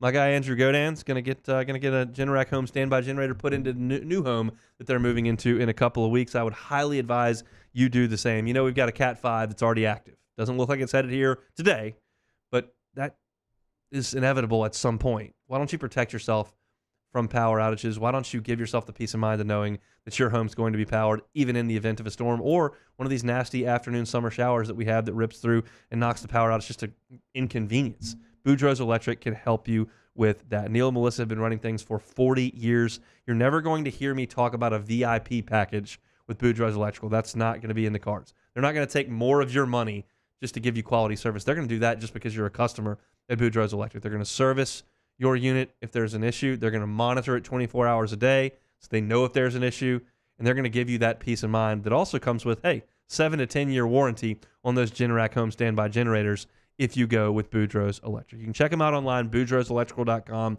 or dial the number that I gave Andrew earlier today, 985-397-1562. That's my friend at Boudreaux's Electrical. Our listeners fire off their opinions on the jimsfirearms.net hotline at 499-1045. Keep listening for your next chance to shoot us your thoughts with the jimsfirearms.net hotline on 1045 ESPN Baton Rouge.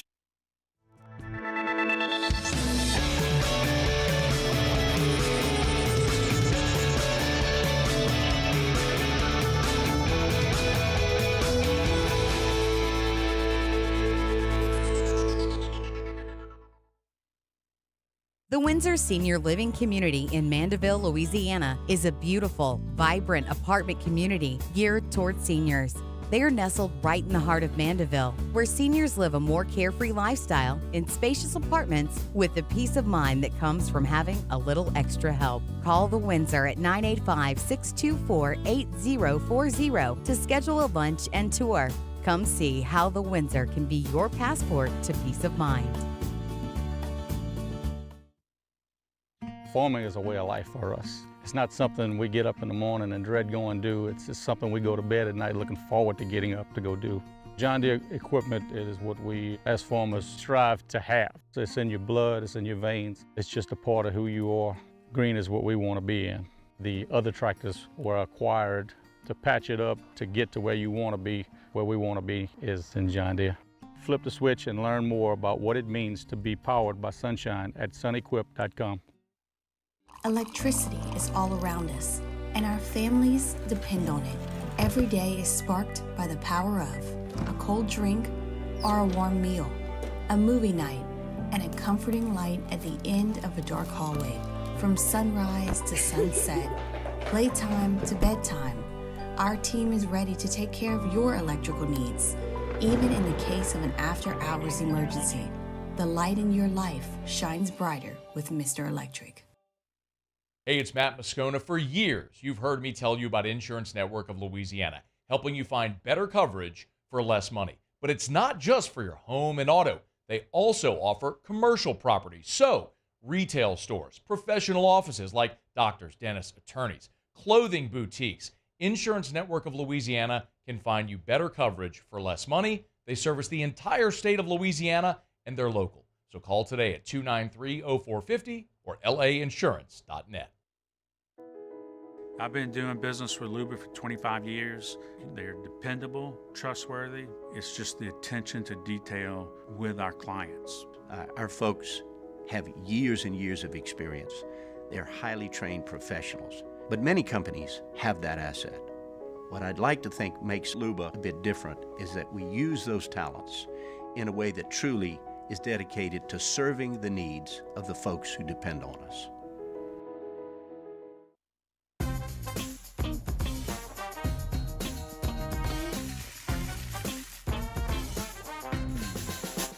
Musso, join us for Tuesday's AFR presented by Sunshine. Shea Dixon, on 3 the Bengal Tiger, joins the show to talk recruiting, and it is transfer portal deadline day in college baseball. Tuesday's AFR 3 to 6, 104.5 ESPN Baton Rouge.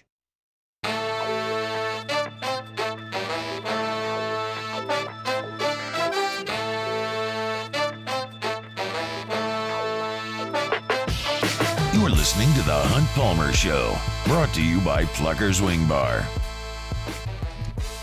So, Omaha's in the rearview mirror.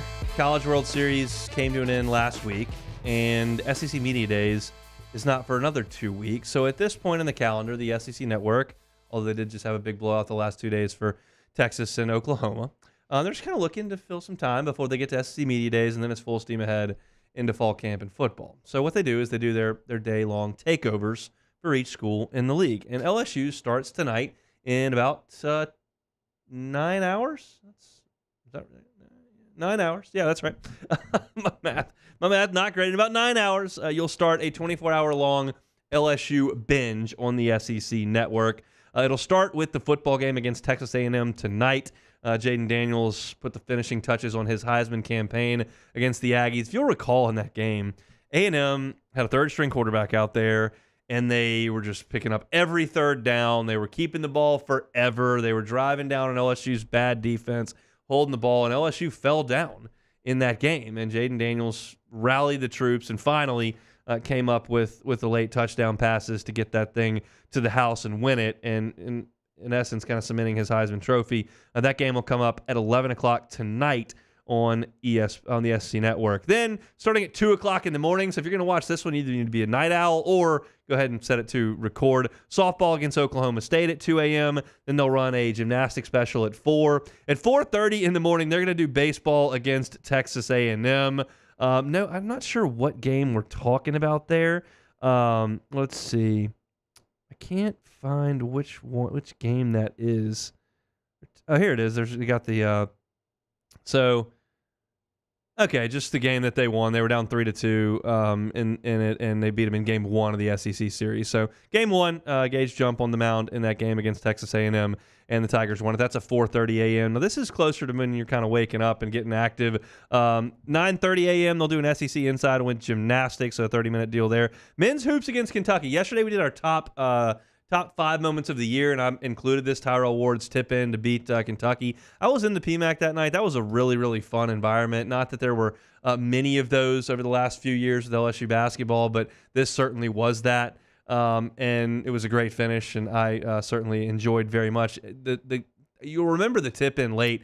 The threes that LSU hit down the stretch in that game were just massive, and it was Jordan Wright knocking them down. I want to say Mike Williams hit a huge three down the stretch in that game. Awesome stuff for the Tigers. So that's at 10 o'clock at noon. Softball against Texas. I remember I was on the air for that game. They played it because of travel and weather in the morning in the midweek, and LSU won that game, so that'll be at noon. Baseball against Florida at 2 p.m. Of course, better memory was LSU beating Florida to win the national championship. But this one's Luke Holman. He had 13 strikeouts in 6 innings against Florida, and the Tigers beat him in that Thursday night game against the Florida to take game 1 of that series. So that'll come up at 2 p.m. At 5, women's basketball beats Virginia Tech. That was a kind of a big spot for them early in the season, and they got that. It was a rematch of the national semifinal from the year before. So Tigers had a great environment that day and got a big win at 5 o'clock. 6 o'clock, gymnastics national championship meet. So that'll be 6:30 tomorrow if you're looking to check that out and relive national championship from LSU. And then at 8:30, the final stanza of the SEC takeover for LSU is Jaden Daniels against Florida. And I mentioned this as one of my top 5 moments yesterday as well, because that ridiculous performance is one, like, I'll put it up there with a few. It goes up there with Leonard Fournette, certainly against Auburn, where he had guys flipping over his shoulders and he's ripping off monster runs. Like, that game, even more so than when Fournette set the record against Ole Miss, that game against Auburn, the highlight reel plays it produced were as good as I can remember. I feel like that one and this one from Jaden Daniels, probably the two that I'll remember the most as far as individual performances go. Kayshon Boutte I would probably put up there against Florida in the COVID year when he set the SEC yards in a game record. I think those 3 probably come to mind first. Tyron had a lot of moments, but I don't know that I would put a game on it there. I mean, certainly the moment he did against Arkansas running that punt back when LSU was down 14-0 and in some trouble in that game. But as far as just individual performances with the highlight reel plays, I think Jaden Daniels against Florida, right there with Leonard and Kayshon Boutte, is the best I've ever seen. And so all that is included in the SEC takeover coming up tomorrow. It actually starts tonight at 11 o'clock if you're so inclined to go ahead and check all of that out. Our Tuesday show is brought to you by Plucker's Wing Bar. Check out Pluckers if you're looking to watch some sports on TV. You're looking to get catered food for the 4th of July. Got a big crew coming in. Pluckers always happy to help you out with that. Breggie's Creole Crush, their new sauce over there, Nicholson and Bluebonnet locations, is awesome stuff. I'll be there tonight for sports trivia coming up at 8:30. So bring a team, bring yourself. Grab some cold beer, awesome wings, win some gift cards, and have some fun with us on a Tuesday Nicholson location. They have 2 locations, Nicholson just south of campus, Bluebonnet in front of the Mall of Louisiana. Pluckers, if you don't like our wing, we'll give you the bird. We'll come back with Sharif Ishak talking Saints on the Hunt Palmer Show. You are now listening to the Hunt Palmer Show. One Bath and Closets. OneBathAndClosets.com is the website. David Duvall and his team, 30 years redesigning and remodeling bathrooms and closets. If you've got someone in your life that is aging and wants to continue to live at home, but the bathroom can be a little bit hazardous, let David Duvall and his team come in and help with that. They can do it. They can put in non-slip floors. They can put in guardrails, handrails around the toilet, shower, tub areas. They can put in a walk-in tub. They can put in a bench in the shower. All these things more convenient for the aging loved one in your life and also safer for the loved one in your life. We know the bathroom can be a very, very hazardous place. Do everything you can to make it safer with my friends at One Bath and Closets. If you start that process with the free consultation and you tell them that the Hunt Palmer Show sent you over there, they can give you $1,000 off. So go to onebathandclosets.com, look at the testimonials, the pictures of their great work, get that free consultation. It just starts with a questionnaire, and it's going to finish with a brand spanking new bathroom or a great renovation of your bathroom with One Bath and Closets. Check them out online, onebathandclosets.com. In times of need, get a full list of phone numbers, websites, and other important emergency information on the Demco Stormwatch page at 1045ESPN.com. Breck teamed up to reimagine your parks, and you imagined big. With your help, we went to work, creating 12 beautiful community parks across the parish. A family-sized water park, miles and miles of trails, and parks just for your dogs. There are more places to splash, to explore, to run wild, and even soar. You imagined, we delivered. Gold. Breck, your #1 park system in the nation. There it is, the extra mile. on the border of expected and extraordinary for those willing to go further, like vans customized for work or play, with safety and tech to keep you connected. Supported by a 5-star sales, service, and finance team, and backed by the 1-star you know. So go the extra mile. It's never crowded, because so few have what it takes to go there. Mercedes-Benz Vans.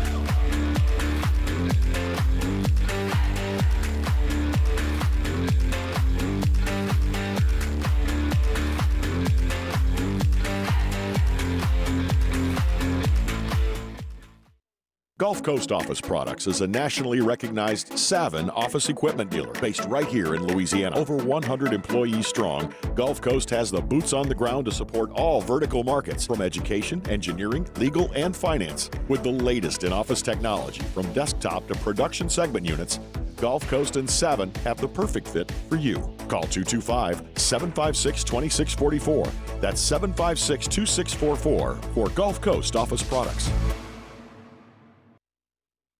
Jerry and Benny Payne began Central Plumbing Company out of their driveway in Tanglewood subdivision. 50 years later and 4 generations down the road, we continue to serve Baton Rouge and the surrounding areas for all of their plumbing needs. Residential, commercial, industrial, or hospitality, Central Plumbing is here 24/7, 365. We want to thank our customers, family, and friends for 50 years of success. And looking forward to 50 more.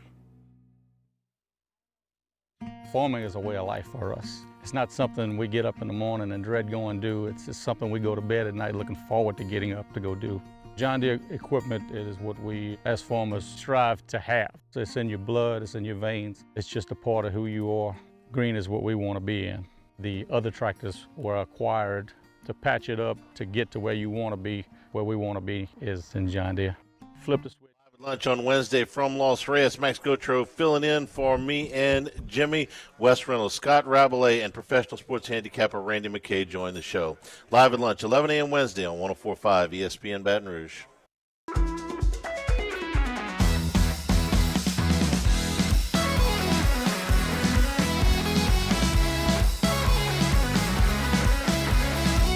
You are listening to The Hunt Palmer Show, brought to you by Plucker's Wing Bar. Moving right along here, Tuesday edition of the Hunt Palmer Show presented by Pluckers. As I've mentioned a couple of times, we are back in action on tomorrow's show and then off the rest of the week, Thursday for the 4th holiday, and we're actually off the 5th as well. So 4-day weekend incoming for the staff here at 104.5 ESPN Baton Rouge. Hope it's the same for you. Either way, we're here for you the next couple of days as we get you closer to the holiday. With us now, Sharif Ishak, WDSU down in New Orleans, talking Saints and Pels. We'll start with the Saints. Sharif, how you doing? I'm doing well. Are you excited to make your WDSU debut? I'm very excited to make my WDSU debut. I don't know if the people of New Orleans are quite ready for that, but here it comes. We'll let it rip later this evening. Looking forward to that. We'll probably talk more LSU there, but I want you to talk more Saints here. The Saints are headed to Southern California for training camp this year. What does that mean for Saints fans who would like a glimpse at the black and gold with their in training camp and in the preseason? Well, I think it's going to be via Twitter and our websites and watching us on TV, because I don't think fans are going to be allowed in the competing market to show up to any of the practices for now. I don't think it's it's like written in ink that they're going to be no open practices, but I doubt there's going to be any open practices in Irvine. But when they come back, they're going to have 2 open practices, one at Dolman Stadium on August 20th and one in the Dome on August 23rd before their finale, I think, in the preseason game against the Titans. So those are going to be their best 2 chances to see them when they come back from Irvine. That's pretty much it. Even though it's 1,000,000 degrees in August, what kind of crowds do they draw in Metairie? It's crazy, Hunt. I mean, it's packed. It truly is packed for every practice. It's as hot as it is, but they have the overhangs and covers and it's the mist. There's the mist shooters that keeps every fan like nice and cool, and there's a lot of shade underneath that. So the attendance has always been great. So what about, why is it not allowed or potentially not allowed in Irvine? So I remember seeing somebody from the NFL Network tweet something to the point where you're not allowed to have fans in a competing market, which the competing market would be the Rams. Sure. Your fans do not travel. I don't know. It was like a very weird rule, and maybe like there is some way around it, and there probably could be a practice or two where fans could show up. Maybe it's just like certain types of fans, but I looked at the schedule yesterday and I didn't see anything that said open next to any of the practices in Irvine. And that could change at some point in time, but as of right now, I wouldn't expect it to be open to any fans like it is over here, where it's come as you get tickets. So we'll see. Do you think Dennis Allen may prefer that, or does they not care at all? I honestly think they might prefer getting away from all the outside noise and distractions as much as they love the city and the fans, just to reset things and, trying to figure out this team, this franchise after, 3 straight seasons of missing the playoffs. So to me, it's a good thing. I mean, you get away from family, your friends, the distractions of the city, the heat, and you get out there and you get in some good practices. And you try to figure it out, try to figure the whole game plan out. So to me, I understand it in different ways. Now, it wasn't by choice. It was because they needed to, do everything with their facility and fix everything up over here. Sure. So do you think the future of Saints training camp is going to be back in South Louisiana? Absolutely. Dennis Lauscher, team president, said it's back after this year. It's just a one-year event held outside of New Orleans because of the renovations here at the practice facility. And it's moving along on Airline Drive with the indoor facility and the cafeteria. Are you excited to go to Southern California instead of Metairie? Yeah. Before going to San Diego last year to go watch the Padres games, it was the first time I've been to Southern California, and I enjoyed the weather in San Diego. It actually made me happier. I was in a great mood for like 6-7 days. So being there for 2 weeks, I might be in the best mood of my life and covering practice. Yeah, I mean, look, different places and weather kind of can change your, how you feel, your mood, and how you work. I usually get a lot more work done on the road, a lot less distractions. There we go again. It actually helps me a lot more to be away. Anything that stands out about the Saints? I mean, obviously we're a couple of weeks away from training camp officially cranking up, and then we'll be full speed ahead. But it's designed to be a slower time right now. Is there anything that stands out to you about New Orleans right now? When it comes to the team, it's the question is going to be, will Alvin show up for day one? Will he show up for the day before, whenever they have to do all the physicals and check-ins? And that's going to be the number one thing everyone's going to look out for. Will he get a contract before then, or will that linger over into training camp or the entire training camp? That would be the biggest question mark. Also, Ryan Ramczyk. How long will Juwan Johnson be out? Chase Young, will he be ready? Is he ahead of progress in that neck surgery? I mean, those are the biggest questions. I think the Ramczyk one looks like he's not going to play. That's just my gut feeling, and a lot of people, who cover the team think the same thing. We shall see. Time will tell with the football side of things for the Saints as they get set to head out to SoCal here in a couple of weeks. Talk about the Pelicans now. Draft is in the rearview mirror, and there's been a pretty sizable trade here for New Orleans as well, and there have been some free agents on the way out. So let's start, I guess, with the trade with Atlanta. Your overall impressions with what that means for New Orleans. Love it. Love the move. I know a lot of fans who don't like getting rid of the popular names and the fan favorites, but you can't complain about saying this team needs to get better, moves need to be made, and you lose Dyson and Larry to get DeJounte Murray. It's DeJounte Murray. The guy is a finisher. He's a closer. Two things that this team has missed out on the last few seasons. If Zion goes down, they got a guy who can get to the basket, he can get you buckets, and he can close out games. And love the move. I mean, who cares about the 2 first-round picks? Most of the time, those guys aren't playing anyway. You're getting a guy who's an established starter and can do, quite honestly, a little bit more than what Brandon Ingram could do. It's just a surprise they didn't have to give up Brandon Ingram to get DeJounte Murray, and his contract is fantastic. He's 25, 27, and 29 the next 3 years. So they set themselves up perfect with that trade. Now comes the next part, Brandon Ingram. Yeah. He's going to be involved in a trade where they can get that stretch big, athletic big that they've been looking for. A lot of fans are starting to panic, seeing a lot of them go off the board. I wouldn't panic. Some of these teams are going to get very desperate at some point in time, whether it's the Cavs with Jared Allen or Wendell Carter with the Orlando Magic. Somebody's going to get desperate, and they're going to want Brandon Ingram, and a 3-team trade is eventually going to happen, and they're going to land that big, and this team is going to look really good once this season tips off. Are we concerned that nobody's going to want to pay Brandon Ingram the max? No. I mean, that's another scenario, Hunt, that they could keep Brandon Ingram if they land a big in a trade exemption trade. They get a big in a trade exemption without even trading Ingram. He might take less money. I mean, maybe nobody wants him, or the value that Griff is seeing isn't good enough, and they may offer him a contract extension that may not be the max. And he might say, all right, I like this team. This is what I'm going to get. No other team is going to pay me that money when I get traded, then I'll stay. We'll see. I just there are a lot of factors there that I think are going to have to be weighed by multiple organizations. If they can't find a trade partner with Brandon Ingram and he does come back, all of a sudden there's a bit of a log jam in terms of ball handlers, and you've got, as you mentioned, a big hole as far as a big who can finish around the rim and protect the rim. What are the options if Brandon Murray, that's a former LSU player, if BI does come back, is it just going to be a situation where you've got to go sign a free agent? You're going to have to. You can't play Eve Nisi, rookie, as a starter. That was never the plan. Griff said it last week. The plan was never to make sure the draft pick was going to be the guy. He was always going to, drafting this guy to be, an option and a backup. So I don't think that we're going to see the Pelicans going into this season without, an established big. It's going to happen.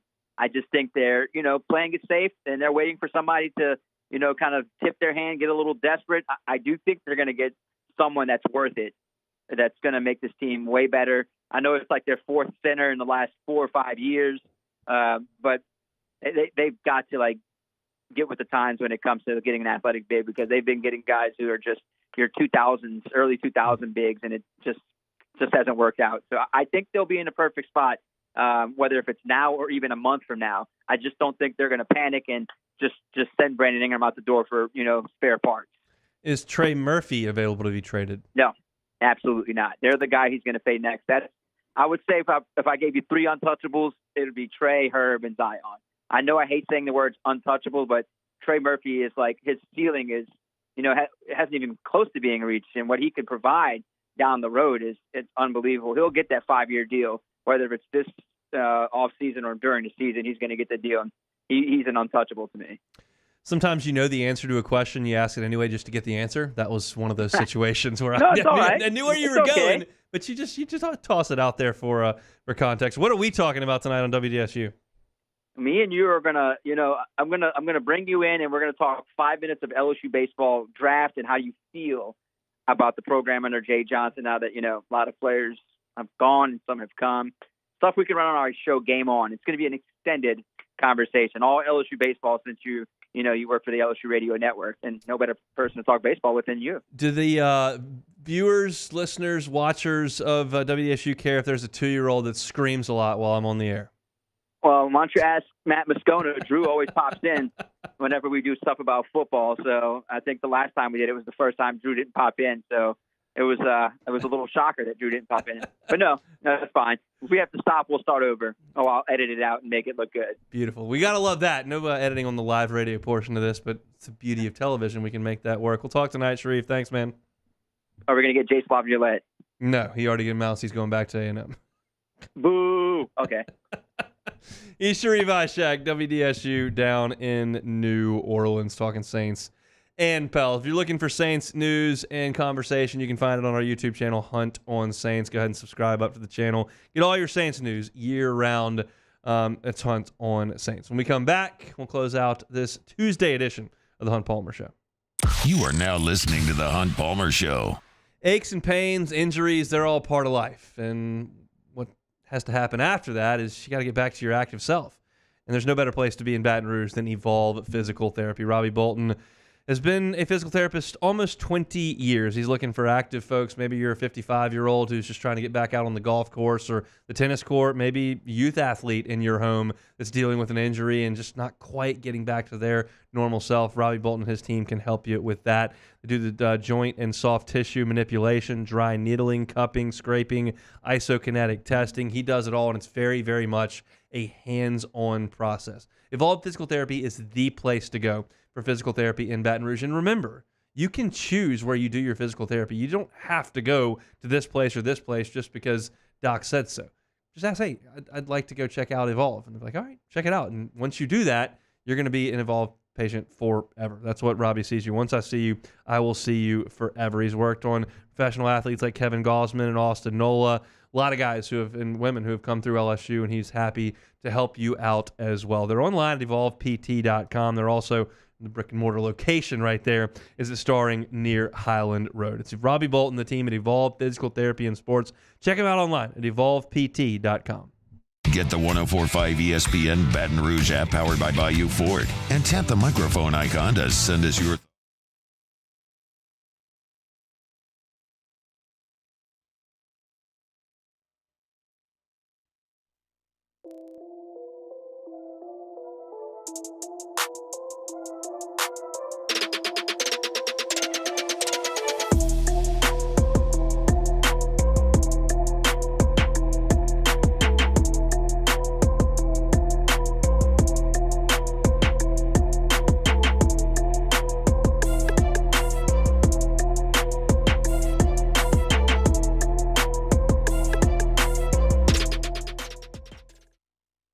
Breck teamed up to reimagine your parks, and you imagined big.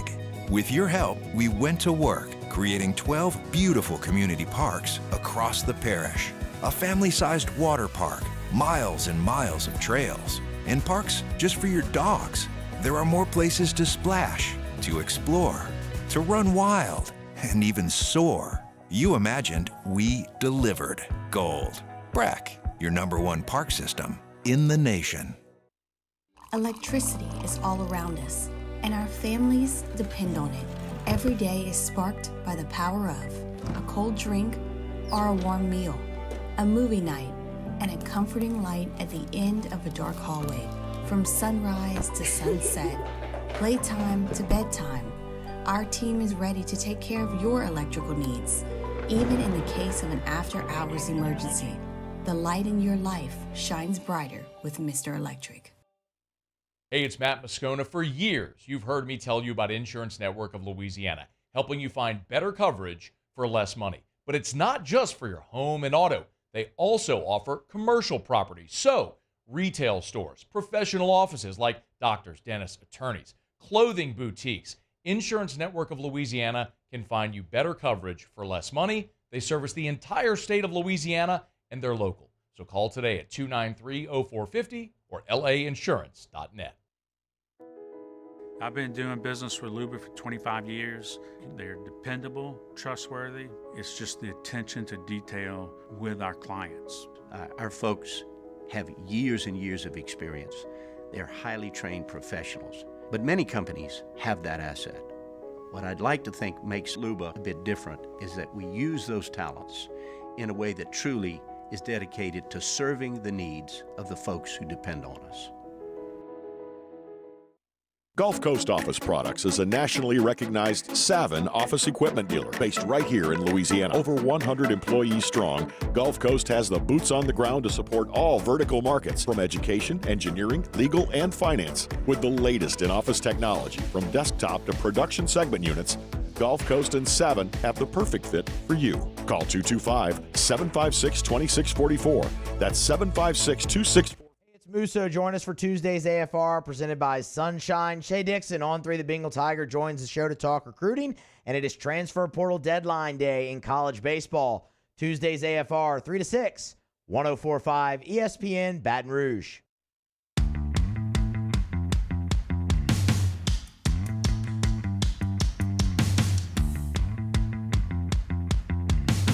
You're listening to The Hunt Palmer Show, brought to you by Plucker's Wing Bar. See you for sports trivia tonight at Plucker's 8:30 Nicholson location. Always looking forward to it. I'll be watching the Cubs, who stink. Bad baseball team. Last place. Only, I think, 2 teams in the NL worse. The Marlins, who sold their best player for nothing in May, and the Rockies, who are a complete dumpster fire. And it's the Cubs, who were supposed to be good and supposed to win the division, and they're like 12 games out. And it makes me real sad. And all that said, I will sit there and watch every pitch of their game tonight, because that's how sad I am. This place are take it or leave it. Well, this one might make you a little bit sadder, because this is wonderful. It's all money. It's all money. So the Boston Celtics forward Jason Tatum has agreed to a 5-year, $314 million contract extension.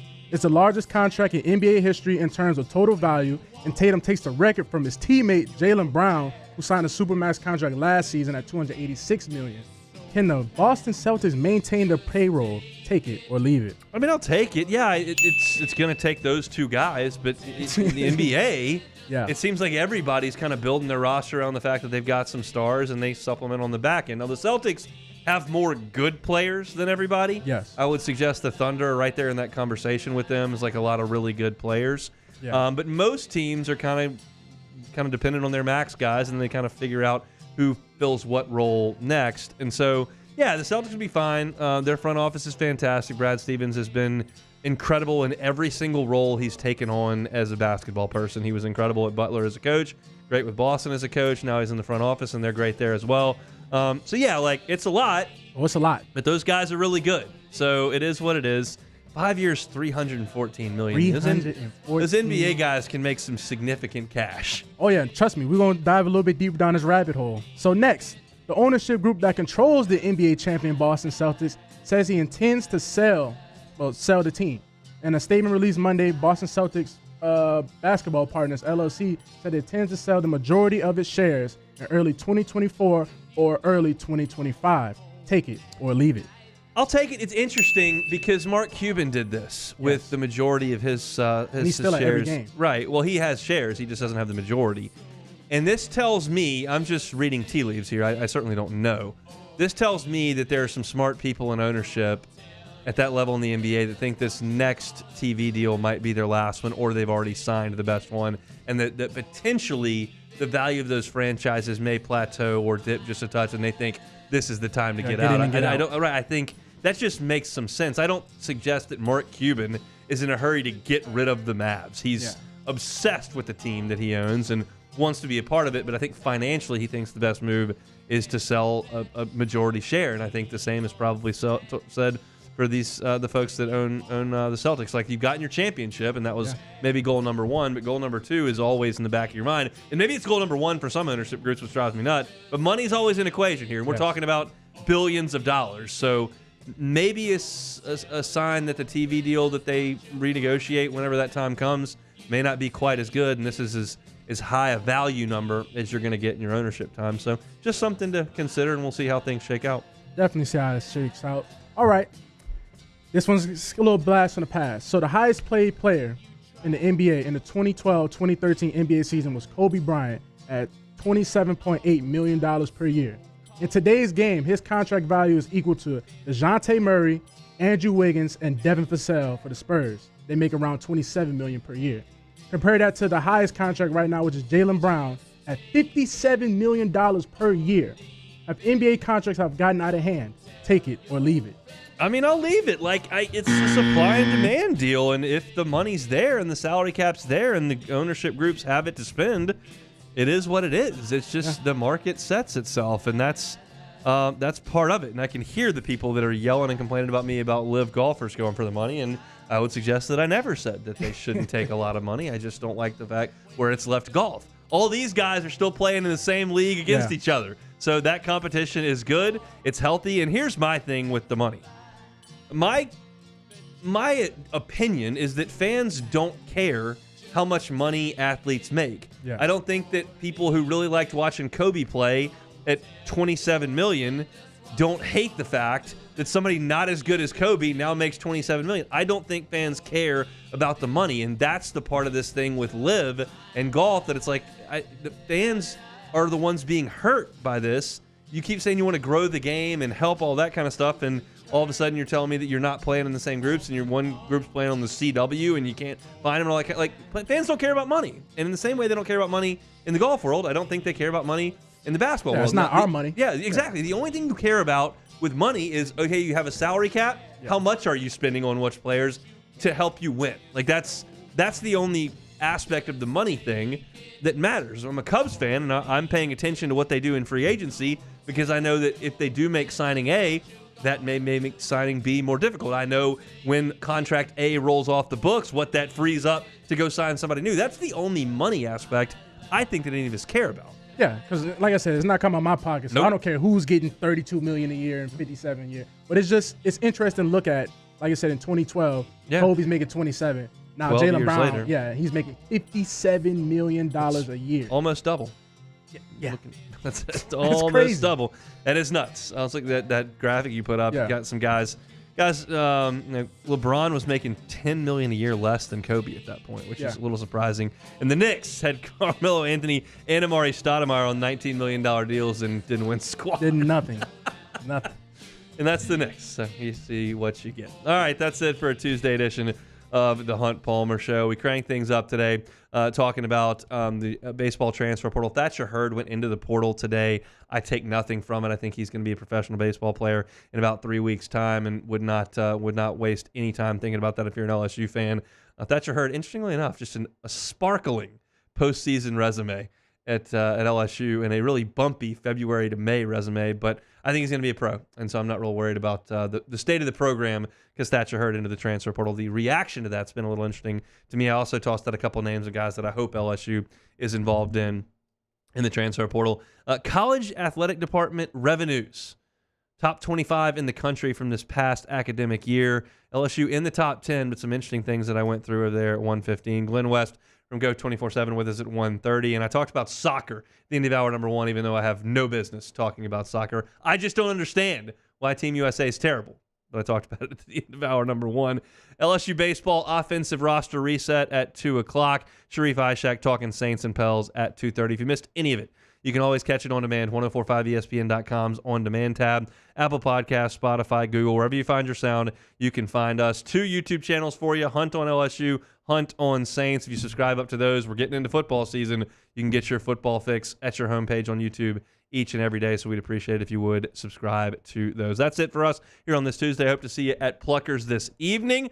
Either way, Muso's driving you home coming up on After Further Review. We're back one more time this week. Tomorrow, same time, same place. It'll be a What If Wednesday, and maybe some baseball transfer portal news will break. Either way, we're back tomorrow on the Hunt Palmer Show. You are now listening to the Hunt Palmer Show. When it comes to ending cancer, we push forward, always working together for you.